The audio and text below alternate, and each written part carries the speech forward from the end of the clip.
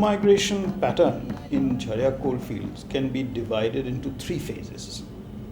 Clearly, in the initial phase, it was the local labor, people coming from the neighboring villages, neighboring areas, mainly comprising of tribals, Adivasi labor, and lower caste groups like Baudis who came to work in the collieries, and basically they were the people who cut the pits. They dug the pits, and they also worked underground as a family team most of the time, especially the Adivasi labor.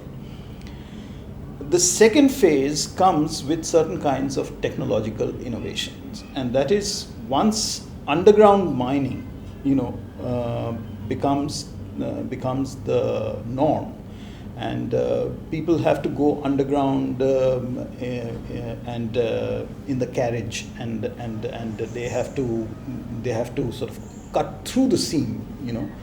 That is when they require specific kinds of technology, like sometimes they use blasting, sometimes they use coal cutters, machine coal cutters.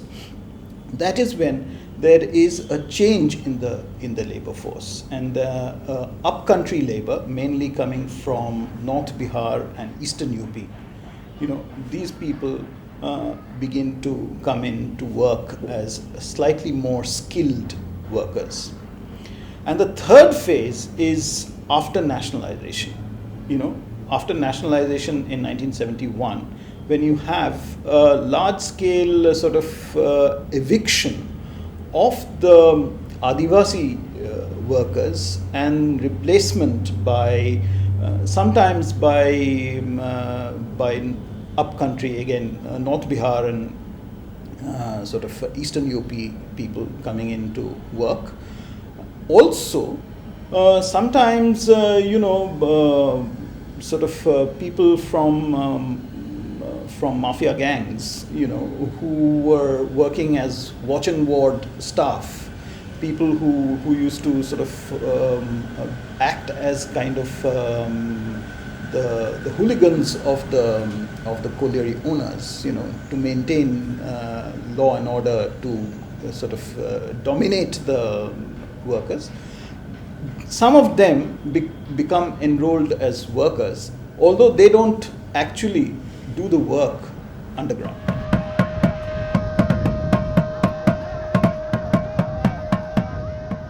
Jharia is a very interesting case. It's an interesting case because Jharia had one of the largest deposits of coking coal. Coking coal is very scarce in our country. I mean, the kind of coking coal that Jharia had is very scarce in our country, and consequently it was pretty high value sort of coal. Now, that kind of coal had to be mined at a great depth, and consequently, the labor had to be sort of disciplined and controlled. Now, there were various mechanisms of discipline and control. These were used. For instance, there was a whole system of operations which was utilized during the Second World War in order to increase production for the war effort. And that was through the introduction of what was known as CRO labor. CRO is the Central Coalfields Recruiting Organization, which had its headquarters or the main depot in Gorakhpuri, And this was sort of universally known as Gorakhpuri labor. Now, this Gorakhpuri labor were kind of bonded labor. They were herded in, and they were not allowed freedom to sort of mix with the other laborers. They were segregated in a way, and they were used as a kind of sort of blacklegs. In a sense, they were used as blacklegs in order to break the norms of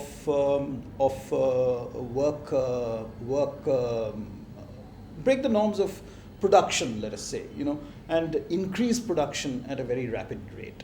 Now, that was one kind of disciplinary kind of formation, which was utilized in the 40s, and it continued till well into the 60s and 70s, when the mines were nationalized. Second thing is there were hoodlums who were used as the sort of strongmen of colliery owners, and they would sort of double up as moneylenders and hoodlums, and they would sort of constantly keep a watch and control over the workers. And thirdly, there was the wage system, through which, control was maintained. That is, there were what were known as piece-rated workers, and there were the permanent workers. Now, permanent workers is a kind of a category which actually comes into force after nationalization. Before that, there is very little of permanent workers. There were mostly sort of workers, casual workers who came in, worked seasonally, went off, and came back to sort of work at their leisure. Sort of, they were not sort of they were not controlled in that kind of a strict fashion. Although the colliery managers tried to control them very strictly, but because of the intensity of work and the kind of arduousness of work, it was practically impossible to get them to work all the time.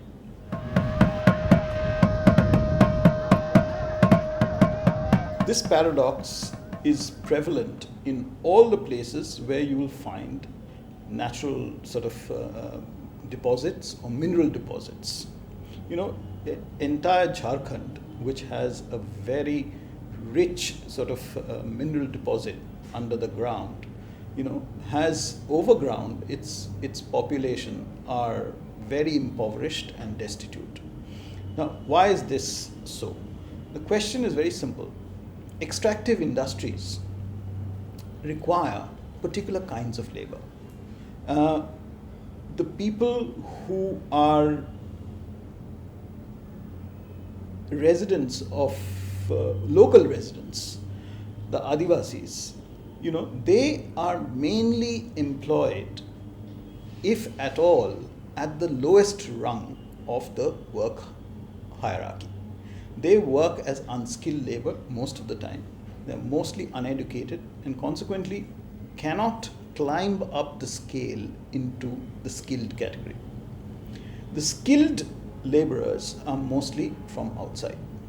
As a result, the local population is denuded of the wealth that lies under the ground in different ways. Firstly, because of the extraction, there is a drain of the mineral wealth. Secondly, because of the sort of lower grade work that they do, they get pittance for a wage, and often are even denied that pittance for various reasons, for indebtedness, for drinking, or for various other reasons. Thirdly, there is another thing that needs to be understood, and that is, you see, these people are never trained or skilled enough to take up sort of higher level positions. So there is, the wages also are sort of very low for the unskilled workers. The other reason is that because of mining, the cultivable land undergoes deterioration because the surface moisture is drained away. It sort of drains away into the cavities that are created by mining, and because of that, the fertility of the soil, topsoil, becomes very low, and agricultural production suffers considerably. So you have all these three reasons why the people of the locality, the Adivasis mostly, on whose land these natural sort of deposits or mineral deposits are available, they are the worst sufferers.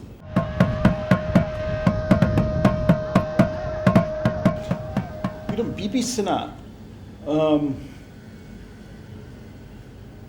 is part of the old Congress sort of organization in Bihar. He was at one time associate of K.B. Sahai, who was the chief minister of Bihar, and who in fact tried to implement land reforms to an extent, which he didn't succeed entirely, but he did try. Now, B.P. Sinha was part of this kind of a relatively progressive sort of congressmen in Bihar. But over time, what happened is that he carved out his niche and empire in the coal fields, and he set himself up as a huge sort of political leader in this part of the world. And his style was very much part of a kind of a aristocratic style. His house, his home, was called the White House. And he had this palatial and well-guarded and mansion, which was called the White House. And the irony of it all is that he was killed just on the footsteps of the White House. That's how we came to know about the White House.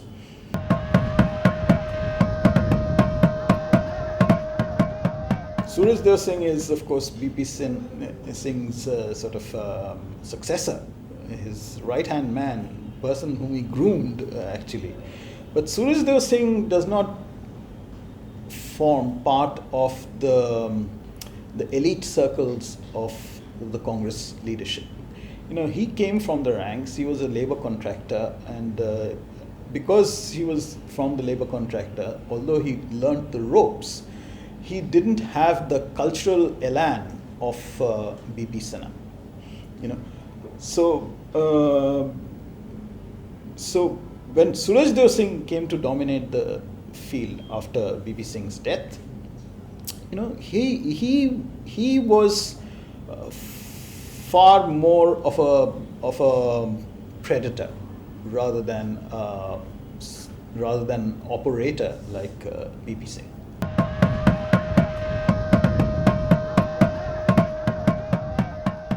A.K. Rai has now become a lonely pilgrim, literally, because he has been an exemplary figure in the labor movement. I mean, nobody can question his integrity, nobody can question his devotion and his sort of total sort of dedicatedness to the cause of labor in the collieries.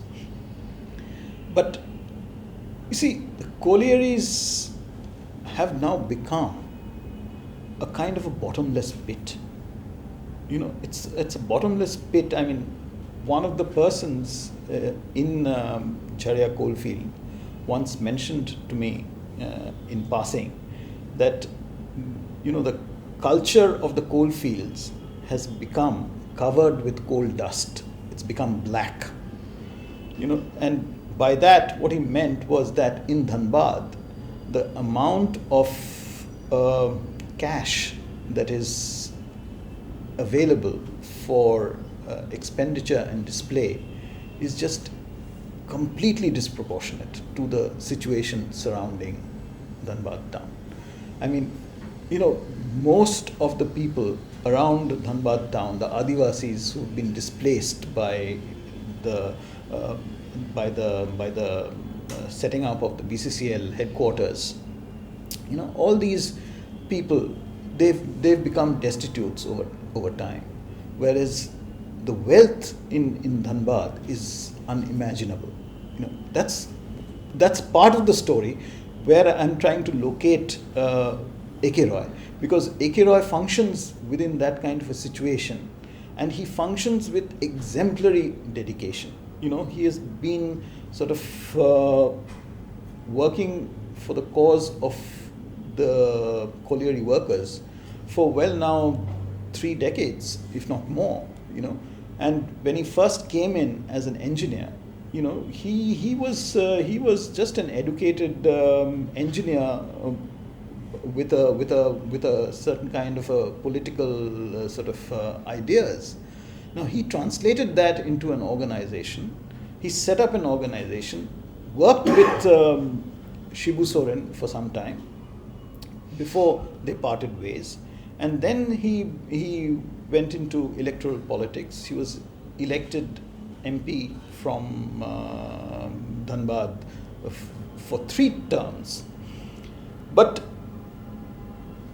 once the sort of the post-nationalization sort of culture of corruption sort of got embedded into Dhanbad, A.K. Roy couldn't sort of cope with the kind of pressures that were put on the labor movement. I mean, he remained a leader. He still has a very strong and solid base. But you see, along with the workers, now the composition of the workers have undergone a change with open cast mining, with mechanized mining coming very much to the forefront.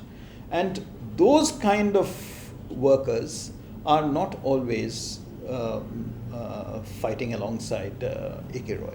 If you don't have a dream, you don't you cannot function in this kind of a situation, which is otherwise extremely sort of impoverished and extremely sort of corrupt. Now, within that kind of a situation, it is precisely because of his political ideals and his ideology that he's maintained his integrity and his sort of mobilizational sort of impact. But in terms of translating his work into real politics, that is where he has not been able to come good. And that is where people can talk that he's not a pragmatic politician. But he never went into politics because of pragmatic reasons. I mean, he went into politics for ideals. I mean, he went into politics for the workers' cause. And that is a cause which is now increasingly sort of being pushed to the background.